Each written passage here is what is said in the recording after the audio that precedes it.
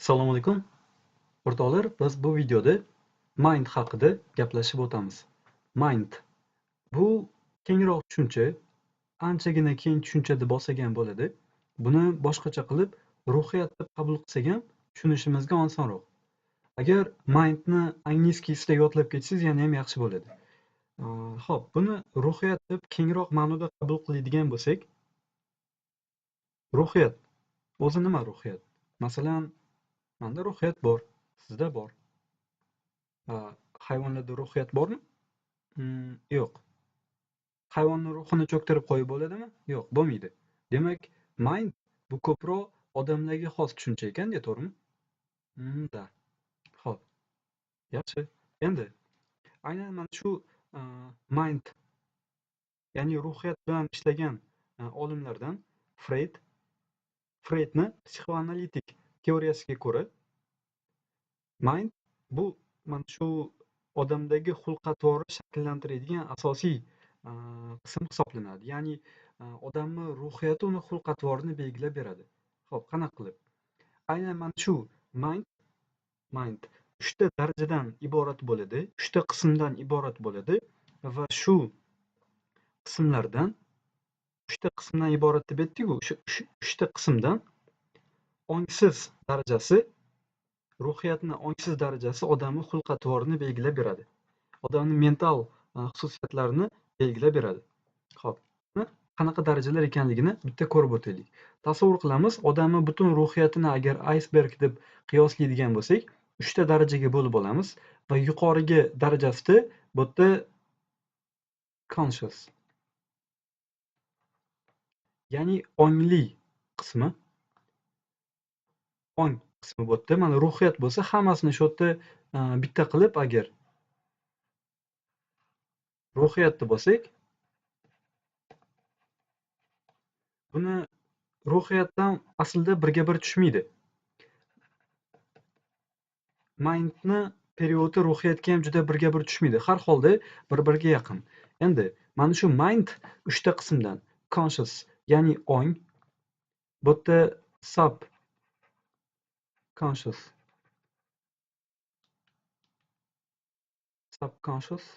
ya'ni ong osti va unconscious, ya'ni ongsiz qismdan iborat. Mana shu 3 ta qismdan iborat bo'ladi mind. Tushundingmi? Odamning ruhiyati bu aynan unconscious qism orqali, ya'ni ongsiz ruhiyat qismi orqali belgilab beriladi. Freydning nazariyasiga ko'ra. Xo'p. Endi o'tgan darsda ham misol keltirganimdek, odamning ongsiz ruhiyati xulq-atvorini va o'zini tutishini va maqsadlarini belgilab berar ekan. Qanaqa qilib? Masalan, tasavvur qilaylik. Hozir siz step bilan shug'ullanib turibsiz, to'g'rimi? Yoki endi keldingiz yoki ancha vaqtdan beri USMLE bilan shug'ullanib turibsiz. Qanaqa qilib? Qanaqa qilib bu ideya sizga kelgan? Buni unconscious, ya'ni ongsiz ruhiyat qismingiz belgilab bergan. Shu narsani xohlagan u. Xo'p, endi demak, bu xulq-atvorni odamni tutishi va odam o'zini tutishi va maqsadlarini asosiy qismi unconscious qism, ya'ni ongsiz ruhiyat qismi belgilab berar ekan. Demak, bu eng muhim qismlardan bittasi-da, to'g'rimi? Da, albatta. Xo'p, keling, bu yerda hammasi tushunarli bo'lishi uchun bularga bitta-bittadan to'xtalib o'taylik. Demak, conscious qism, ya'ni ong qismi, ong osti qismi va ongsiz ruhiyat qismlarini bitta-bittadan gaplashib o'tamiz. Bularni bir-biri bilan aloqasi qanday?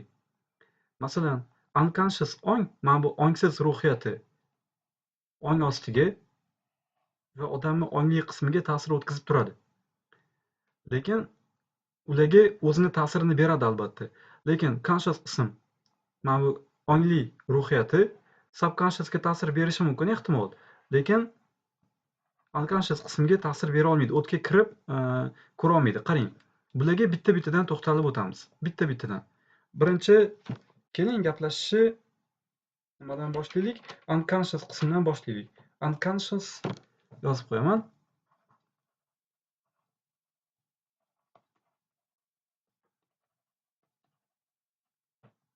Ongsiz ruhiyat qismi. Xo'p. Bu qism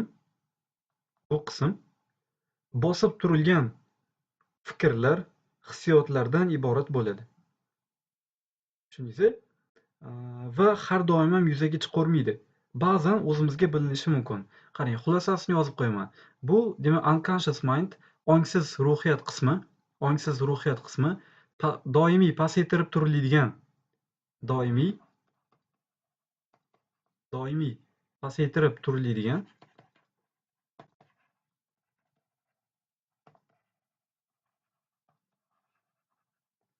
pasaytirib turiladigan fikrlar,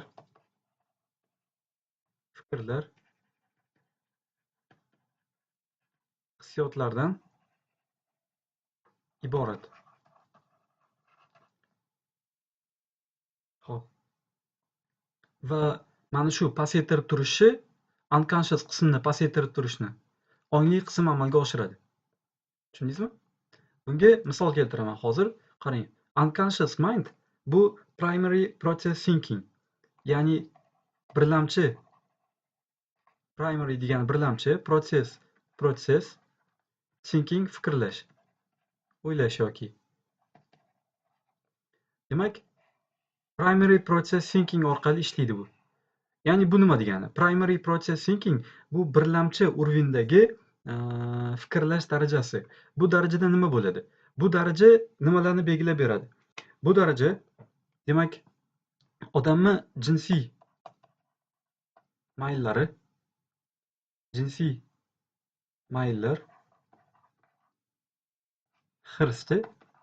hirs desak bo'ladi, ovqat topish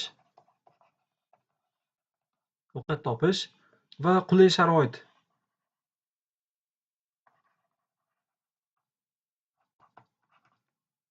sharoitlarni talab qiladigan qism hisoblanadi. Mana shu unconscious mind, demak primary process thinking, ya'ni dastlabki fikrlash bilan ishlar ekan. Mana shu dastlabki birlamchi darajada fikrlaydigan, faqat birlamchi darajada fikrlaydigan demak ruhiyat qismi hisoblanadi bu. Ongsiz ruhiyat qismi. Xo'p, bunda nima bo'ladi? Masalan, birinchi endi aniqlashtirib o'taylik. Bu primary process thinking kimlarda ishlaydi? Yosh bolalarda, hayvonlarda va psixlarda. O'sha psixologik kasalligi bo'lganlarda. Aniqlashtiramiz. Masalan, hayvonda unconscious mind ishlaydi dastlabki fikrlash darajasida. To'g'rimi? Hayvonni ongi bo'lmaydi, ongsiz. Hayvon ongsiz, to'g'rimi? Ongsiz degani ham, lekin ongsiz bu uni ruhiyati yo'q degani emas. Unda nima bor faqat? Masalan, mana bu faqatgina ongsiz qism bor-da, mana bu qism bor faqat. Tushundingizmi? Hali unda subconscious yoki conscious qism yo'q. Ya'ni ong osti va ong qismlari yo'q-da hayvonda. Faqat unconscious, ongsiz qism bor. Bekorga hayvon ongsiz deyilmaydi. Ongsiz degani mana bu ongsiz ruhiyat qismi bor degani. Xo'p, bu yerda primary process thinking ishlasa, demak hayvonda faqat birlamchi darajada fikrlash bor-da. Ya'ni nasl qoldirishga urinish, ovqat topishga, o'ziga qulay sharoit yaratishga bo'lgan urinish bor faqat hayvonda. Yosh bolalarda ham xuddi shunaqa, psixologik kasalligi borlarda ham xuddi shunaqa. Xo'p. Endi mana shu primary process thinking, ya'ni birlamchi, mana bu yerdan alohida yozaman.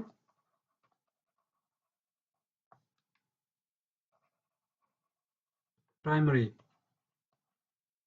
process thinking, ya'ni birlamchi darajadagi fikrlash. Bunda nimalar yo'q? Birlamchi darajadagi fikrlashda vaqt konsepsiyasi yo'q. Demak, vaqt konsept yo'q. Vaqt konsepsiyasi yo'q. Logika yo'q.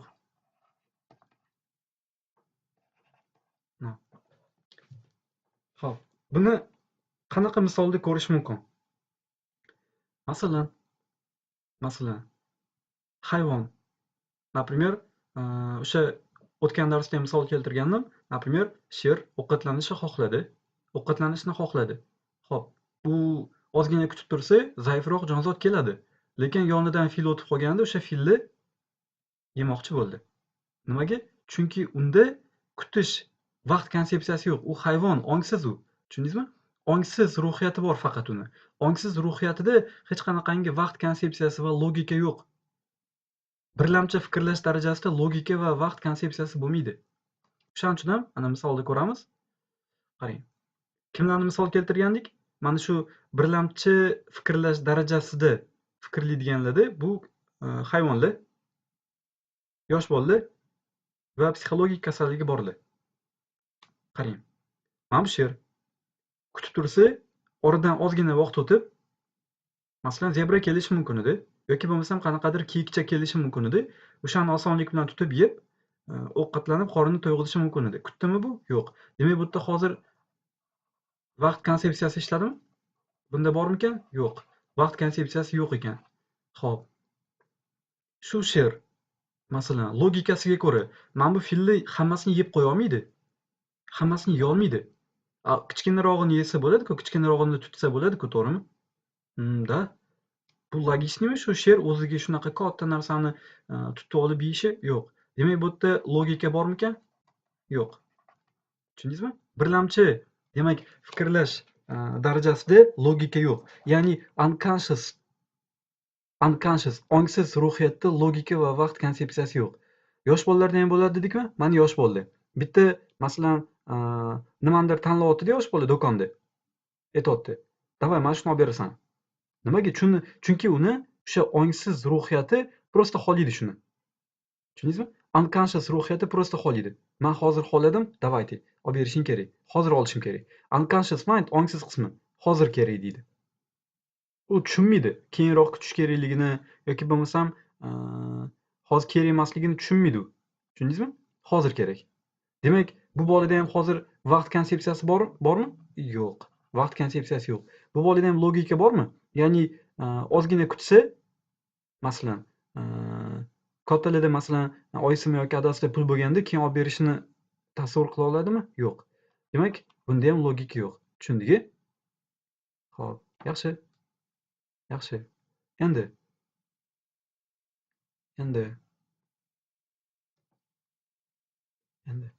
masalan, qarang. Mana shu primary process thinking, ya'ni birlamchi darajadagi fikrlash, bu har doim ham yosh bola yoki hayvonda emas, ba'zan normal odamda, kattalarda ham bo'lib turishi mumkin, masalan. Bo'lishi mumkin. Buni qanaqa tushunish mumkin? Primary process thinking nimaga nisbatan ishlaydi? Jinsiy mayllar, hirslar, ovqat topish, qulay sharoit yaratishga nisbatan ishlaydi, bu to'g'rimi? Da. Endi tasavvur qiling. Qayerdadir ko'ryapsiz, Instagramdami, YouTube'dami ko'ryapsiz. Например, cho'tki mashinada mana o'tdagi vrachlar, Qo'shma Shtatlardagi vrachlar masalan, cho'tki mashinada yuribdi. Masalan, uyini ko'rsangiz, o'tdagi vrachlarni, например, Doctor Strange'ni ko'ryapsiz, uyini ko'rsangiz, vashi uylari dahshat, soatlar hammasi tipa shikarniy, garderobini ko'rsangiz, anaqa har kun uchun bittadan tipa kostyumlar, o'tdagi vrachlarda shunaqa, to'g'rimi? Anaqasida uyini yoniga, например, mana bunaqa mramordan yozib qo'yapti, masalan. Kattakon qilib, tipa panjaraning yoniga yozib qo'yapti. Masalan, doktor, masalan, palonchining mulki. Bitta shunaqa yozib qo'yilyapti. Xuddi ofitsialniy qilib, tushunyapsizmi? Siz uyingizga, например, yozib qo'yapti shunaqa. Bu yerda panjaralida, o'tida keng tipa golf maydoniga o'xshaydigan gazon, u yerda xuddiki anaqa qasr turibdi-da, uyingizda. O'ti tagida tipa qanaqadir Lamborghini yoki Ferrari, qanaqadir mashina yoki Rolls Royce turibdi o'sha yerda. Чтобы ishga ketishingizni kutibdi, tushunyapsizmi? Mashinangiz turibdi. Ko'rgansiz shunaqa kinolarda, bu real ekanligini ko'rgansizda, sizda nima bo'lgan? Mana bu yerdagi ongsiz ruhiyat qismi aytgan, men ham xohlayman shuni. Davay, menga ham kerak shunaqa. Men ham xuddi shunaqa shifokor bo'lishni xohlayman. Nima qilganki, bu tepaga, demak, impuls bergan. Qatga? Subconscious qismga va conscious qismga. Ya'ni ong osti va ongli qismga stimul bergan. Va siz nima qilgansiz? Endi shuni yo'lini qidirishni boshlagansiz. Ya'ni yo'lini qidirishni boshlagansiz qanday? Например, mana bu unconscious, ongsiz ruhiyat qismi talab qiladi. Davay, menga ham hozir shunaqa qasr kerak, shunaqa mashina kerak, shunaqa obro'-hurmat kerak. Hozir talab qiladi. Menga hozir kerak deydi. Bunda logika yo'q. Hozir talab qiladi bu. Conscious qismchi aytadi. Ey, o'zingni bosgan. Buni bosib turadi. Tushundingizmi? O'zingni bos. Hozir qayerdan olamiz? Hozir ololmaymiz. Lekin qachondir olamiz. O'sha qachondir olishimiz uchun senga men yo'llarni ko'rsataman deydi-da. Mana shu conscious qism bunga variantlar qilib beradi. Ya'ni variantlarda yo'l tanlanadi. Masalan, shunaqangi darajada shifokor bo'lish uchun, hamma seni hurmat qilishi uchun, hammaga kerakli odam bo'lishing uchun, kasbing ustasi bo'lishing uchun nimalar qilishing kerak? Masalan, bo'lishi mumkin A varianti. Yo'simlikni o'qish. B varianti. Masalan, endida bo'lishi mumkin mana A varianti. Yo'simlik. Xo'p. Masalan, B varianti. Germaniya. Xo'p, C varianti. Например, o'zimizda masalan, qayerdagidir bitta institutni tugatish. Masalan, local institut. Variantlarni keyin ko'rib chiqadi. Mana shu conscious qism variantlar berdi. Qaysi biri orqali shunaqa darajaga erishish mumkin? Например, local institutdan boshlaydi. Ko'radi. Mana bu conscious qism ko'radi. Agar mahalliy institutni bitirsam va esongi davlatlarda ishlasam, u yerda meni oyligim bo'lishi mumkin sredniy ja borsa 15 million bo'lar. Borsa 15 million yoki 20 million bo'lar bir oyga. Bu masalan bir oyda 15 yoki 20 million topib qanaqa masalan Lamborghini olish mumkin? Yo'q, unchalik o'xshamadi. Bu variantni chopadi keyin. Xo'p, Germaniya. Da, optimal variant Germaniya. Endi bu yerda fokusga qarab tanlaydi. Germaniya yaxshi, balki ko'proq vaqt ketar bunga. Da. Chunki birinchi nemis tilini o'rganamiz, keyin borib bu yerda tibbiyotni alohida o'rganishimiz kerak. Ozgina qiyinroq. Lekin yaxshi variant bu ham. Xo'p, yo'simli. Bu ham qiyin. Bu ham qiyin. Ikkalasida xuddi tanlov bo'ladi. Qaysi biridir tanlaydi. Yo bunisini yoki bunisini tanlaydi. Conscious qism, demak, tanlov qilib beradi. Xo'p, tanlov qilib berdimi? Endi mana shu ongsiz ruhiyatga tanlov qilib berdi. Haligi xohishlarni amalga oshirish uchun tanlov qilib berdi. Va endi mana bu ongli qism o'zi tanlov qilib berdi-ku. Masalan, step uchun tanlov qilib berdi. Stepni o'qisang, например, o'shandan keyin xohishlaringga erisha olasan deb aytdi bunga. Keyin bu ham aytdi, тогда давайте. Keyin bu aytadi, ongli qism. Xo'p, yaxshi. Unda step bilan shug'ullanishni boshlaymiz va ongli ravishda har qayerdan qidirishni boshlaysiz. Qanaqa qilib step o'qisam bo'ladi? Uning uchun angliyskini o'rganish kerakmi? Xo'p, angliyskini o'rganaman, keyin step o'qiyman, masalan-da, yoki ikkalasini bittada qilsa bo'ladimi? Tipa shunaqa variantlarni izlash boshlanadi. Qanaqa qilib tezroq tibbiyotni yaxshiroq o'rgansam bo'ladi? Tushundingizmi? Shunaqa qilib kelishishadi ikkalasi. Mana shunaqa kelishuv bo'ladi. Bu normal holatda ham bo'lib turadi. Xo'p, tushundik-a? Xo'p, yaxshi. Yaxshi. Bu menimcha tushunarli. Xo'p, mana bu yerda agar o'sha unconscious qism ongsiz ruhiyat qismi xohlagan nomasi nima qiladi? Janjal qiladi-da.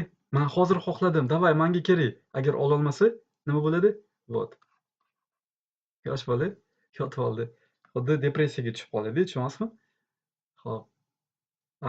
Psixologik kasalligi borlarda ham shunaqa situatsiya bo'lar ekan, to'g'rimi? Da. Ularda ham shu unconscious qism shunaqa saqlangan bo'ladi, ya'ni tipa nazoratsiz qolgan bo'ladi-da. U prosta xohlaydi, olish kerak, tushunmaydi u boshqa narsani. Tushunasizmi? Ya'ni masalan mana bunaqa iceberg deb oladigan bo'lsak, shunaqa iceberg deb olsak, bu yerda conscious qism turibdi. Mana bu yerda bo'lsa, tagida unconscious qism turibdi. Endi unconscious qism mana bu conscious qism orqali bosib turilishi kerak edi. Bloklanib turilishi kerak edi. Xo'p, qanaqa qilib? Conscious qism bu jamiyat qoidalariga javob beradi.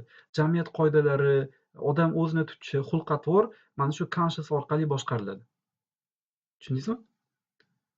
Xo'p, unconscious prosta hayvoniy hirslar bular. Hirslarni bosib turadi mana bu conscious qism. Tushundingizmi? Variantlar qilib beradi. Например, boshqa misol keltiradigan bo'lsak, unconscious qism nimalarga qaratilgandi? Hirslarga, jinsiy mayllarga, ovqat topish, yaxshi sharoitlarga qaratilgandi.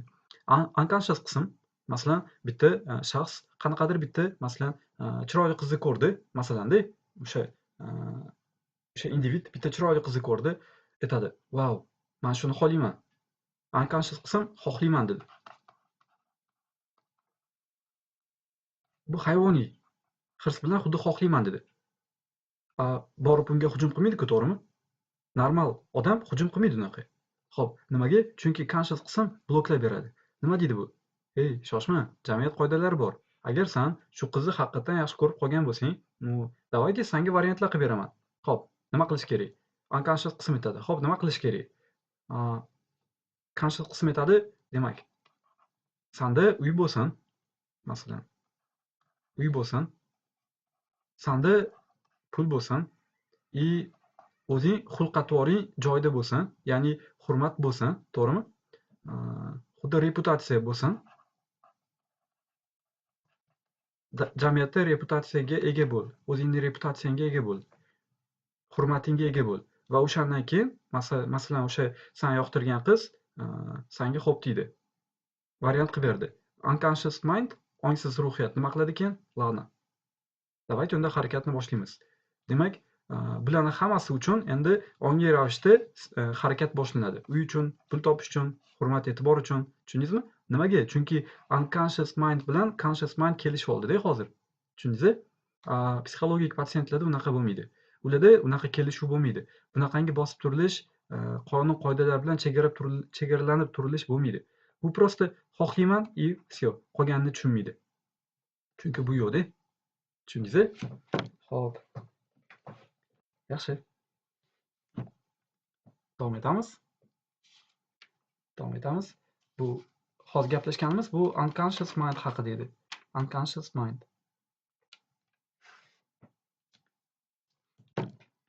Endi shular haqida.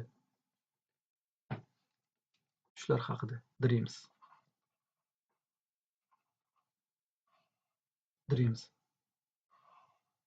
Freydni nazariyasiga ko'ra, tush bu unconscious mindni, ya'ni ongsiz ruhiyatni uyqudagi ifodasi. Masalan, odam tush ko'rayotganda qanaqadir, masalan, yaxshi narsani ko'rishi mumkin, to'g'rimi? Qanaqadir bo'lishi mumkin.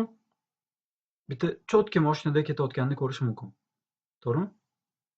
Zo'r mashinada ketyapti yoki bo'lmasam cho'tka uyda yashayapti, o'shani ko'rdi. Zo'r tush, хорошо. Zo'r tush. Nega ko'rdi bu tushni? Chunki unconscious mind, mana bu piramida deyman. Iceberg deb olsak, shu yerda mana bu yerda unconscious mind qachondir shu narsani xohlagan va talab qilgan. Mana bu yerda conscious bo'lsa, ongdan ongsiz ruhiyat qachondir talab qilgan. Давайте, men hozir o'sha qachondirda kimnidir cho'tka uyini ko'rgan, masalan, uy xohlayapti, zo'r uy xohlayapti, mana bu ongsiz qism uy xohlayapti. Xohladi hozir. Lekin nimadir bo'ldi, tashqi stimullar ta'sirida shu yerda o'zida qolib ketdi. Hali to'liq stimul tepagacha yetib bormadi. Shu xohish stimul yetib bormadi va tushda shu narsa nima bo'lishi mumkin? Bu yerda turibdi-ku o'sha narsa. Mana bu yerga ham subconscious qismga ham stimul bergan-ku, to'g'rimi? Ong ostiga ham stimul bergan-ku bu. Mana shu uy xohishi, to'g'rimi? Nima bo'ldi? Shu yerda qoldi endi bular. Tipa xotira bo'lib, mana shu xohish shu yerda qoldi. Uxlayotgan paytda mana bu conscious qism o'chadi, unconscious qism ishlab turadi va shu yerdagi xohishlar nima qilishi mumkin? Shu yerga stimul berilishi mumkin. Va odam shu narsani tushida ko'radi. Tushundingizmi? Tushida mana qildik. Dreams about house, masalan, uy haqida tush ko'radi. Shuni xohlagan bo'lsa-da, masalan. Tushundingizmi? Xo'p, yaxshi. Yomon xotiralarga nisbatan ham xuddi shunaqa. Agar odam nimadir, masalan, tushida o'lib qolayotganini ko'rsa, endi-da, masalan, shunga o'xshash yomon qo'rqinchli narsani ko'rsa, qachondir shunga o'xshaydigan situatsiyadan qo'rqqan yoki bo'lmasam qachondir kim bilandir urushganda, psixik jihatdan shunaqangi bosim o'tkazib yuborishgan qachondir, mana shu ruhiyatga, qachondir psixologik bosim bo'lgan va o'sha bosim paytida ongsiz ruhiyat qismi Просто bunaqa situatsiyada bo'lganimdan o'lganim yaxshi deb turib, nimani xohlagan? Masalan, o'limni xohlagan, to'g'rimi? Va shu narsa tushida masalan stimul berib, subconscious qismgami, masalan, tushida ayon bo'lishi mumkin shu yerdagi xohishlar. Tushundingizmi? O'limni xohlagan bo'lsa qachondir va shuni hisobiga tushida o'limni ko'rishi mumkin. Bu degani, masalan, tush ko'rdi, nimadir bo'ldi, tushida nimadirlar bo'ldi, bu bildirmaydi, чтобы shu narsa hayotda ham bo'lishini. Tushundingizmi? Просто nimaga bir xilda hayotda bo'ladi? Nimaga hayotda bo'ladi? Chunki ongsiz qism shu narsani, например, uyga xohladi yoki bo'lmasam qachondir shu o'limni xohlagan bo'lsa, masalanda endi, например, uyga xohlagan bo'lsa, bu har doim stimul berib turadi. Ong ostiga va ongli ruhiyatga har doim stimul berib turadi va bu narsa nimaga ta'sir qiladi? Uyga xohishi yoki bo'lmasam boshqa birlamchi odamni birlamchi darajadagi fikrlash xohishlari, primary process thinking borku, odamni xulq-atvorini belgilaydi deb aytdik. Behavior.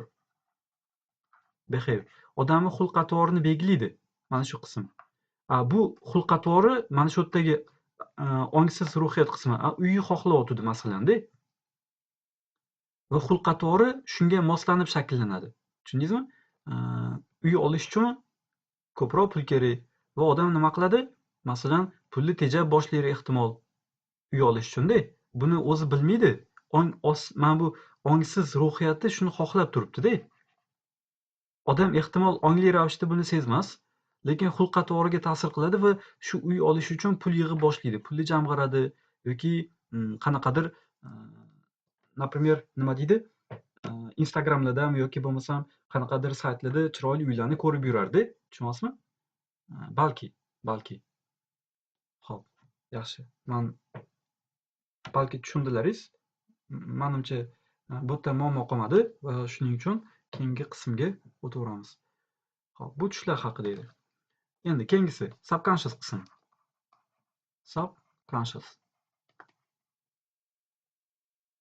Subconscious bu nima degani? Ong osti degani. Ong osti qism. Bu ko'proq nimaga aloqador? Subconscious mind, ya'ni ong osti ruhiyat qismi yetib borilishi qiyin bo'lgan, lekin yetib borsa bo'ladigan zona hisoblanadi. Ya'ni qanday tushunish mumkin buni? Bu yerda xotiralar joylashgan. Icebergni bo'lsak, yana o'sha. Masalan, bu yerda conscious qism, bu yerda esa subconscious. Bu yerda esa unconscious. Xo'p, zonalarga ko'ra, mana bu ongli qism, bu o'zimiz biladigan, hozir o'zimiz aqlimiz yetib turgan, o'zimiz tasavvur qilib turgan, o'zimizni bor deb hisoblab turgan, o'zimiz va atrofimizni qabul qilib turgan ongimiz mana shu ongli qism bo'ladi ruhiyatni. Subconscious qismi esa bu ong osti qismi. Ong osti qismini har doim biz nima qila olmaymiz, idrok qilib anglay olmaymiz. Lekin ba'zan yetib borishimiz mumkin shu yerga, ba'zan. Bu yerda nimalar bor? Asosan bu yerda xotiralar bor. Xotiralar, masalan, qayerdan kelgan xotiralar bor? Unconscious qismdan yoki atrof muhitdan kelgan xotiralar shu yerda turadi.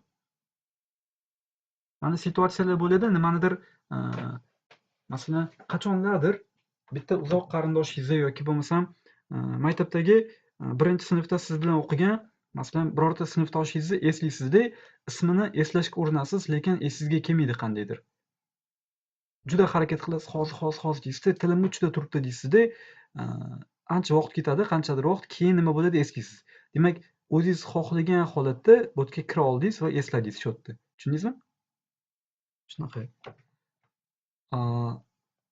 Lekin mana bu conscious qism, ya'ni ongli idrokimiz bizni ongsiz ruhiyatimiz qismiga yetib bora olmaydi. Tushundingizmi? Bir xil buni tushundik menimcha. Bir xil kinolarda odamni ongida mana bu ko'rdilaringiz-ku, kino, Muqaddima degan kinoni ko'rdilaringiz-ku, начало. Shu yerda ham nima bo'ldi? Odamni xotiralariga kirishadi, tushida odamni xotiralariga kirishadi. Tushida mana shu subconscious qismga kirib, shu yerda joylashgan xotiralarni ko'rib, shu yerda emotsiyalar bilan bog'liq xotiralarni ham ko'rishadi. Chunki emotsiyalar ham odamga xotira beradi, to'g'rimi? Masalan, o'zingizni yaxshi ko'rgan yoki yomon ko'rgan insoningizga nisbatan ma'lum xotiralar mavjud va o'sha xotiralar subconscious qismda saqlanadi. Tushundingizmi? Xo'p. Yaxshi. Ular ham xuddi shunaqa. Mana shu uyqu paytida shu yerda kirib, o'sha emotsional xotiralarini topib, o'shandan o'zlariga kerakli ma'lumotni olishadi. Masalan, qanaqadir parollar yoki bo'lmasam boshqa narsalarni. Yaxshi. Bu menimcha tushunarli bo'ldi. Subconscious qism ham. Endi conscious qismga keldik. Conscious bu qanaqa qism? Odamning ongli qismi, to'g'rimi? Conscious mind.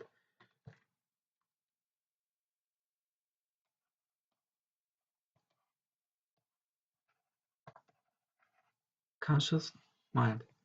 Conscious degani hushida, o'zida degani ongli mind, odamning ongli ruhiyati. Xo'p.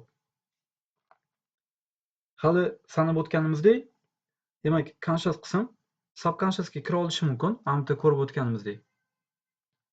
Hozir. Mana bu yerda ko'rib o'tganimizdek, conscious qism subconsciousga kira olishi mumkin, ong ostiga. Lekin ongsiz ruhiyatga kira olmaydi. Xo'p. Endi conscious qism bu nimaga javob beradi? Conscious qism bu qoidalar, tartiblar,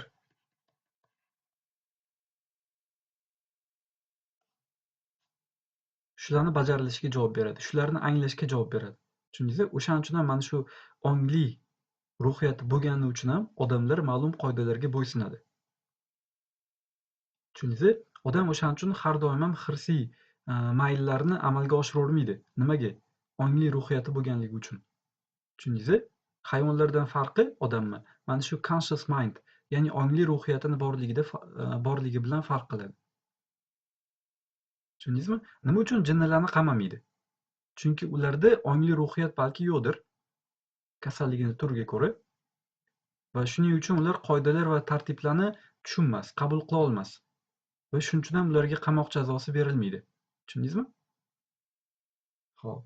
Chunki baribir ham qoidani bilmaydi-da, qoidani tushunmasa, aqlan qabul qila olmasa qoidani, qanaqa qilib uni qoidani buzgan deb hisoblash mumkin, to'g'rimi? Shunday. Endi shunga ko'ra, agar mana bunaqa yana o'sha aysbergni chizib olsak, aysbergimizni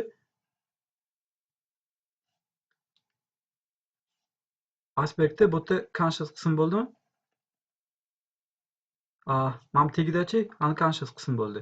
Ongsiz ruhiyat qism bo'ldi. Bu qismni adult, ya'ni katta odamlarga xos qism deb olsak bo'ladi. Shu qismni katta odamlarga xos qism deb. Unconscious qismni nima deb olsak bo'ladi?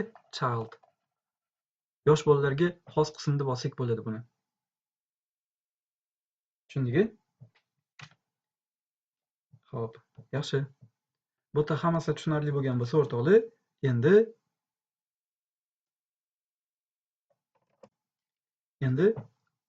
ongni struktural teoriyasi haqida gaplashib o'tishimiz kerak. Structural theory of the mind. Ruhiyatni struktural teoriyasi. Bu yerda 3 ta qismdan iborat. 3 ta qismdan. Shuni bitta yozib qo'yaman. Bu nima? ID, ego va super ego. Yaxshi. Icebergni chizib olamiz. Icebergni chizib olsak,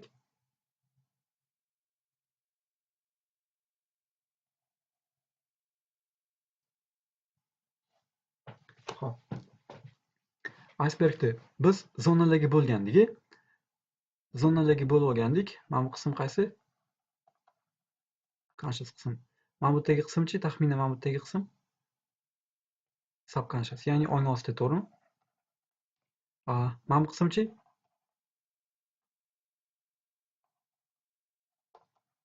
Ongsiz qism. Хорошо. Endi struktural teoriyaga ko'ra, bu yerda sal boshqacharoq bo'linadi endi. Bunaqasiga sal boshqacharoq bo'linadi. Mana bu qism полностью mana shu yerdagi qism, super ego. Super ego. Mana bu yerda Boshqa rangni olib qoling.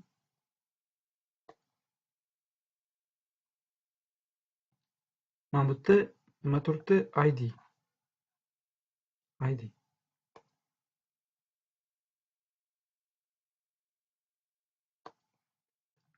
Mana bu yerda bo'lsa, demak nima turadi bu yerda? Ego. Tushundingizmi? Endi qarang, qaysi qismda nimalar joylashgan? ID ni joylashgan joyi qaysi zonaga to'g'ri keladi? Unconscious qismga. Demak, ID nimani ichida turibdi? Xuddi nima bilan, xuddi equal bo'ladi. Nimaga teng bo'ladi? Unconscious qismga teng bo'ladi. Xo'p, ya'ni hirslarga birlamchi fikrlash ID unconscious qism orqali amalga oshadi. Egochi? Egoda qarang, conscious qism bor, subconscious qism bor va qisman unconscious qismga ham o'tadi. Superego har uchalasini ham o'z ichiga olgan. Superegoda ham qarang, mana zonasiga qarangda, ham conscious qismga o'tyapti, ham subconscious qismga o'tyapti. Mana bu yerda ham unconscious qismga o'tyapti. Tushundingizmi? Mana ko'ramiz endi shu yerda. ID unconscious qismga tushdi. ID. Xo'p, bola tug'ilibdiki, IDsi o'zini IDsi bo'ladi bolada. Xo'p, bunda nimalar bo'ladi? Instinktlar. Demak, jinsiy.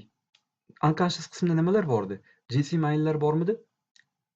Patsient deyman, o'sha individdagi jinsiy mayllar, ovqat topishga bo'lgan, demak, nima intilishlar. Primary process thinking. Aynan mana shu unconscious qismda bor-ku, primary process thinking. Da. Xo'p. ID tashqi muhitni IDga ta'siri yo'q. Tashqi muhitga ID ta'sir qilmaydi. Bu xuddiki оболочка. Mana bunaqa o'rtada оболочка va buni atrofida qobiq bilan o'ralgan bo'ladi mana bunaqa. ID eng markazda turadi. Tushundingizmi? Bunga ta'sir bo'lmaydi. IDga hech qachon tegib bo'lmaydi. IDni o'zgartirish kerak emas, uni o'zgartirib ham bo'lmaydi. Unga yetib ham borib bo'lmaydi, yetib borish ham kerak emas. Yetib borish bu xato bo'ladi. Masalanda, xo'p, endi tashqi ta'sir bunga ta'sir qilmaydi. IDni atrofi ego va superego bilan o'rab olingan bo'ladi. Masalan, ego va superego bilan o'rab olingan bo'ladi IDni atrofi. Chunki buni himoya qilish kerak. Xo'p, endi ego qismi. Egoda unconscious, bu yerda preconscious degani bu subconscious, ya'ni ong osti degani. Va conscious qismlardan iborat. Xo'p, bola tug'ilganidan keyin rivojlanishni boshlaydi. Bola tug'ilganidan keyin egosi shakllanishni boshlaydi. Xo'p, superego. Qarang, ego haqida gaplashib o'taylik. Ego bu IDni nazorat qilib turadi. IDni shu tashqi sharoitlarga, masalan, mana bu yerda ID turibdi, mana bu yerda esa ego turibdi, masalan.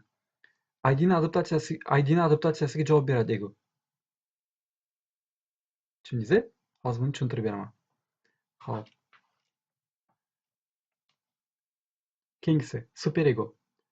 Superego 3 ta qismni o'z ichiga oladi. Unconscious, subconscious va conscious qismlarni o'z ichiga oladi. Endi bola 6 yoshga to'lganidan keyin sekinlik bilan shu 5-6 yoshdan keyin superegosi shakllanib boshlaydi. Bu nimaga javob beradi? Moral, odamdagi moral va conscience deydi bu yerda, odamdagi asosan moralga va xuddiki shaxsiyati rivojlanishiga, o'zini boshqalarning o'rniga qo'ya olish hislariga javob beradi superego. Tushundingizmi? O'zini bitta joydan boshqa odamning o'rniga qo'yib ko'ra olishda, bu moralda bu ham. Tushundingizmi? Xo'p. Masalan, buni qanaqa tushunish mumkin? 3 yoshli bola, masalan, o'rtog'ini bitta turtib yuboradi, o'ylamaydi, prosta turtib yuboradi, bo'ldi.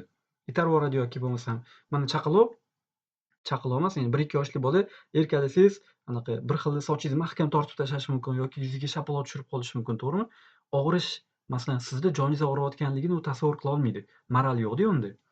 Superego shakllana boshlagandan keyin u keyin nima qiladi? O'zini siz o'rningizga qo'yib ko'radi. Hozir ursam joni og'riydi. Yaxshi emas, bunga ziyon yetkazish deydi-da. Shunaqa moral shakllanadi. Tushundingizmi? Xo'p. Yaxshi.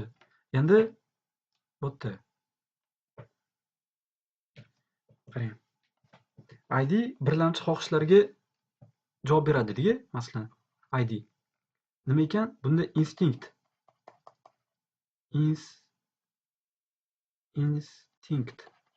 instinktiv urindi. Masalan, pul topishga, pul demaylik, masalan, jinsiy mayllar,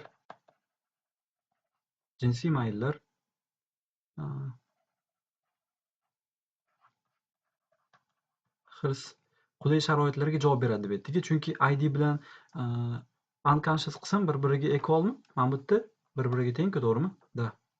Bu nimaga javob berardi? Birlamchi fikrlashga. Endi shu yerda instinktni, masalan, jinsiy mayl, hirslar, например, yashash sharoitlari yoki ovqat topish, bular birlamchi fikrlash darajasidagi ong qismi bo'ladi, to'g'rimi? Bularni hammasi pul orqali kelishini conscious qism bunga tushuntirib qo'ygan bo'ladi, to'g'rimi? Xo'p, endi variantlar bo'ladi. ID yaxshi yashamoqchi, bunga variantlar qilib berildi. Masalan, ID yaxshi yashashni xohladi. Jinsiy maylni qondirishi, yaxshi ovqat topishi, yaxshi joyda yashashni xohladi. Va o'shaning uchun ongli ruhiyat bunga, например, shifokor bo'lishni taklif qildi va ID rozi bo'ldi va endi harakat boshlandi shifokor bo'lish uchun. Masalan, ID darajaga ko'ra, masalan, o'zi xohlagan hamma narsani olsa agar, bunda bo'ldi, muammo hal bo'ladi. ID, masalan, qarang, bunda nimani misol qilib keltirish mumkin? Shu shifokor bo'lishni misol qilib olaylik. Shifokor bo'lish orqali mana shu mayllari, shu instinktlar qondirilishini ID bildi uje va o'shaning uchun shifokor bo'lishga qaror qildi. 100% zo'r shifokor bo'lish orqali 100% zo'r yashashni xohlab turibdi ID. Xo'p. Va masalan, institutda o'qildi. Например, qanchadir kurs o'qildi. Например, 6 yil o'qildi. Lokal institutda 6 yil o'qildi va 100% natija xohlangandi. Lekin 100% natija olinmadi. Например, 20% natija olindi. 20% natija olindi. 80% olinmadi-yu. 80% natija qayerga ketdi unda? Va ID 100% xohlab 20% natija oldi. Nima bo'ladi keyin?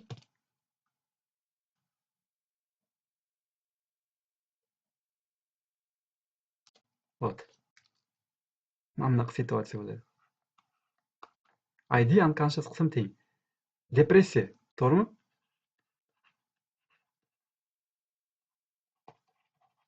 Depressiya bo'ladi. Demak, bu situatsiyada arzimagan narsaga, masalan, shunaqa depressiya bo'laverish yaxshimi? Yo'q. Ong ruhiyat o'zini bunaqangi depressiyaga tushirib qo'yishni xohlamaydi. Va o'shaning uchun endi nima bo'lsa bo'ldi deydi. Nima bo'lsa bo'ldi deydi-da. Mana bu ID xo'rligiga kelib ketadi-da. Agar 100% natijani olmasa, IDga tegish bu psixik buzilishlarga olib keladi. IDga tegish. 100% natijani xohlagan ID 100% natijani olmasa, o'sha depressiya boshlanadi. Ruhiyat buni xohlamaydi va shuning uchun kompensatsiya sifatida bu yerda nima qiladi? Ishni muvofiqlashtirish uchun egoni ishga tushiradi. Ego endi IDni himoya qiladi. Aytadi: 100% natija xohlaganning, xo'p, 20% oldik. Masalan, bitta ruhiyat gaplashyapti bir-biri bilan. 100% natija xohlaganning, lekin 20% natijani super ego qaytib beryapti senga. Xo'p, nima bo'pti? Hamma yuribdi-yu shunaqa. Tushunasizmi? Masalan, zo'r vrach bo'lish xohlaganning, chotki vrach bo'lish xohlaganning. O'sha shaxs ong ostida shunaqa suhbat ketyapti-da. Zo'r vrach bo'lish xohlaganning birinchi kursda, 6-kursda ko'rdingki, masalan, sredniydan ham pastroq yoki bo'lmasam просто diplomli vrach bo'lding. Hamma qatori bo'lib qolding. Ichidan xo'rligi kelyapti endi shu anaqani, masalan, shaxsni ichidan xo'rligi kelyapti. Boshida xohlangan natijaga erishmadi-da. Ego aytadi: nimaga qila olmading? Men senga sababini aytaman. O'sha chotki o'qiganlar, chotki vrach bo'lganlar, ularni backgroundi zo'r edi. Ya'ni oilaviy sharoiti zo'r edi. Masalan-da, oilaviy sharoiti zo'r edi. Ular ingliz tilini o'rganishga puli bor edi yoki bo'lmasam, ular boshqacharoq edi. Ular qanaqadir qobiliyatli edi. Sen unaqa emasding, unchalik, sen sredniy eding. O'shaning uchun ham shunaqa 20% natija qayd etildi. Mayli, hech qilsa yo'q deydi. Tushunasizmi? Bahona topib beryapti-da. Ayda aytadi. Keyin yana suhbat ketyapti-da. Masalan, yo'q, shoshmagin, biz 100% natija qayd qila olardik. Masalan, o'sha boshida meni kursdoshim men bilan bir xil boshlagandi o'qishni. Lekin oxiriga borib u chotki vrach bo'ldi-ku. Nimaga men bo'la olmadim? Yana depressiya boshlanyapti, ego aytadi. Uni masalan, например, qanaqadir puli ko'p edi deydi. Sanda yo'qdi-ku. O'shaning uchun biz yaxshi o'qimadik deydi ego. Bahona topyapti-da, отговорка qilyapti-da. Keyin aytyapti, aydi, da to'g'ri deydi. Keyin shu bilan da menda sharoit yaxshi bo'lmaganligi uchun shunaqa yaxshi o'qolmadim. Ishlashim kerak bo'ldi, o'shaning uchun yaxshi o'qolmadim deydi-da, shu depressivniy situatsiyadan chiqib ketiladi. Bahona bilan. Ego demak nima qiladi? Bahona qilib beradi. Bahona yasaveradi ID uchun. Mana shu depressiyadan himoya qiladigan shu ego nima deyiladi? Ego defense system yoki ego defense mechanism deyiladi. Tushundingizmi? Ego defense degani himoya degani. Ego defense mexanizmlari deyiladi. IDni himoya qilish uchun. Tushundingizmi? Buni qanaqa tushunish mumkin? Qarang. Masalan, tak. O'rtada shu yerda o'rtada xuddi shar, sferik sharni bosingizda va o'rtada ego turgan bo'lsa, kichkinagina qilib yozing, ego turgan bo'lsa. Uni atrofida nima bor? Egoni atrofida sorry. ID bor o'rtada. ID turibdi. Natijalarni, masalan, yaxshi yashash xohlayapti, cho'tki pul topish xohlayapti, masalan, jinsiy maylga ko'ra xuddi o'ziga obro' qozonish xohlayapti, masalan, o'sha birlamchi ehtiyojlarga erishish uchun birlamchi fikrlayapti-da ID. Va atrof muhitdan ta'sir kelyapti, IDga ta'sir kelyapti atrof muhitdan. Va nima qiladi? ID o'zini himoya qiladi. Masalan, atrof muhitdan ta'sir kelyaptimi? IDni atrofida защитный оболочкаlar bor. Bu qanaqa оболочка bular? Bular ego defense mexanizm bular. Tushundingizmi? Ya'ni ego himoya mexanizmlari bular. Uni atrofida endi nima turibdi? Uni atrofida mana bunaqasiga super ego turibdi, masalan. Super ego. Shunaqasiga super ego turibdi. Masalan, o'sha darsda misol qilib tushuntirib berdim-ku.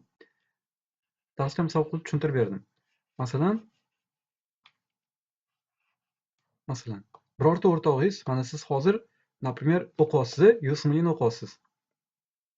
Nimaga? Chunki xuddi IDingizga ko'ra o'zingizni shaxs sifatida cho'tki joyda yashashni xohlayapsiz. Masalan-da, o'zingizni ko'proq narsaga qodirligingizni ID sizga impuls berib uzatib turibdi-da ID. Tushundingizmi? Siz ko'p narsaga qodirligingizni, ko'p narsani o'zgartira olishingizni ID stimul berib turibdi ichkaridan, eng markazdan.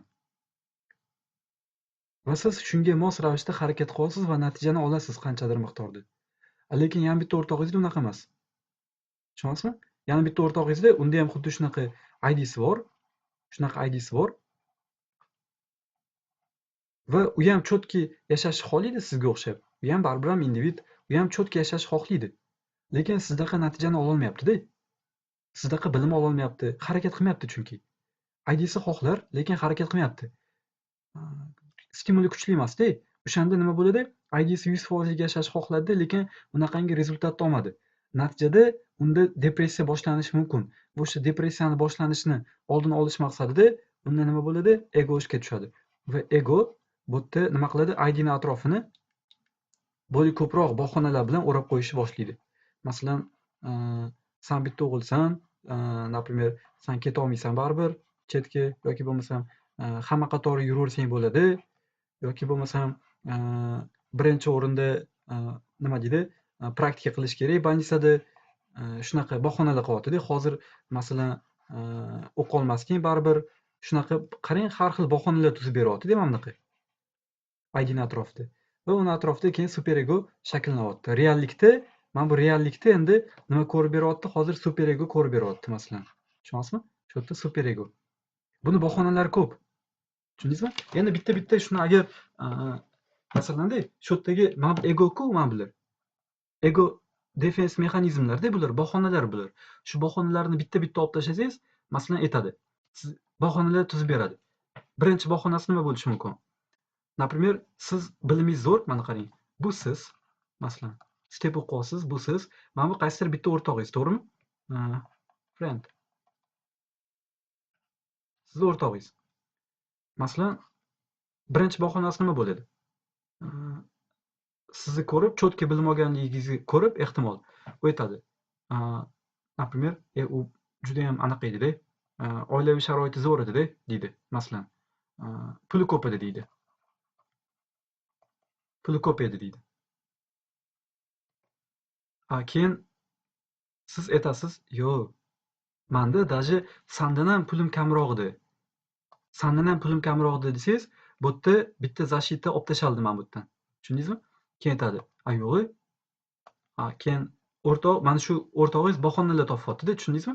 O'zini IDsini depressiyaga tushirib qo'yishdan saqlash uchun bahonalar topyapti. Keyin aytadi, mana bu защитный mexanizm aytadi keyingisi. Aytadiki, masalan, nima deyish mumkin? Bu angliyskini yaxshi bilardi. Bu avvaldan, maktab paytidan angliyskini yaxshi bilardi. Masalan, ingliz tilisi zo'r edi. Ingliz tilisi zo'r edi. Chotki edi. Shunaqa ikkinchi bahonani topyapti-da, keyin siz aytasiz, yo'q, man san bilan bir xil o'rinda даже sandan ham yomon bilardim angliyskini. Shu stepni yo'sinligini boshlaganimda ingliz tilim sanikidan ham battar edi desangiz, yo'q, уже bu nima qildi? Yana bitta защитный mexanizm olib tashaldi bu yerdan. Tushundingizmi? Endi nima bo'ladi? Yana bahonasi bor buni. Yana bahonasi bor. Keyin aytadi bu, masalan, institutda deydi, mana bu bahonada aytadi. Institutda kechgacha qolishga majbur edik. Masalan, o'shaning uchun yaxshi o'qolmadim deydi. Stepni o'qishga vaqtim bo'lmadi o'shaning uchun deydi. Masalanda, keyin bu yoki bo'lmasam man kvartirada turardim. Bu o'zini uyida turib o'qigan bo'lsa kerak. O'shaning uchun zo'r natijaga erishgandir yoki tanish bilishi ko'pdir deydi. Tanish bilishi ko'pdir balki-da, shunaqa deydi. Yoki bo'lmasam qanaqadir sharoitni bahona qiladi-da. Tushunyapsizmi? Keyin aytadi, bu o'zini uyda turib o'qiganda, o'shaning uchun bemalol o'qigan, ovqati tayyor bo'lgan, hamma narsasi tayyor bo'lgan, o'shaning uchun zo'r o'qigan deydi. Masalanda, endi bitta primer. Keyin siz aytasiz, yo'q, man ham kvartirada turganman sanga o'xshab desangiz, keyin bu nima deydi? Yo'q, mana bu уже защитный mexanizm olib tashaldimi, endi tashqari reallik прямой mana bu IDga ta'sir qilib boshladi endi. Tashqi reallik, mana bu tashqaridan kelayotgan reallik IDga prям ta'sir qilib boshladi. Keyin endi bu depressiyaga tushib qoladi. Tushunyapsizmi? Vau! U men bilan bir xil o'rinda boshlagan ekan. Hech qaysi bahonasi o'tmadi-da. Hamma bahonasi o'tmaganidan keyin IDga уже прямой reallik ta'sir qilyapti-da, чтобы уже bu nima deydi? Неспособный. Tushunyapsizmi? Harakat qilmagan. Siz bilan bitta joydan start olib, masalan, bitta marradan start olib, siz oldinga o'tib ketib qoldingiz. U esa mana bu yerda yuribdi hali ham. Keyin уже bu reallikni qabul qilganidan keyin ego buni защиталарni olib tashlaganingizdan keyin уже depressiya boshlandi bunda. Tushundingizmi? Vau! Demak, men o'zim g'irt to'poy ekanman deb shunaqa depressiyasi boshlanib qoladi. Tushundingizmi? Debatlarda mana shunaqa защитный sloylarni olib tashlaydi-da. Tushundingizmi? O'shanaqa qilib debatlar yutiladi. Xo'p. Yaxshi. Bu menimcha tushunarli. Demak, o'rtoqlar, mana shu ego defense system nima qilar ekan? Bu foydalimikan? Da, qaysidir joyda foydali, qaysidir joyda esa zararli. Odamni o'sishidan to'saydigan sistema bir tomondan. Bir tomondan odamni psix bo'lib qolishidan asraydigan sistemada. Agar odam hamma narsani o'ziga olaverganda aytadi-yu, hamma narsani o'zingga olavermagan deydi-yu. Hamma narsani o'ziga oladiganlar prям IDsiga tez ta'sir qiladiganlar bo'ladi-da. Tashqi reallikni IDsiga tezroq singdirib oladiganlar bo'ladi-da. O'shalarda ko'p siqilish bo'ladi, ko'p depressivniy situatsiya bo'ladi. Tushundingizmi? Xo'p. Bir xillar bo'ladi, unchalik siqilmaydi. Nimaga? Chunki ularda ego himoya mexanizmlari yaxshi ishlaydi. Endi biz o'rtoqlar keyingi darslarda aynan o'sha ego defense mexanizmlari, ya'ni ego himoya mexanizmlari haqida gaplashib o'tamiz. Ularni bir qancha turlari bor. Ego defense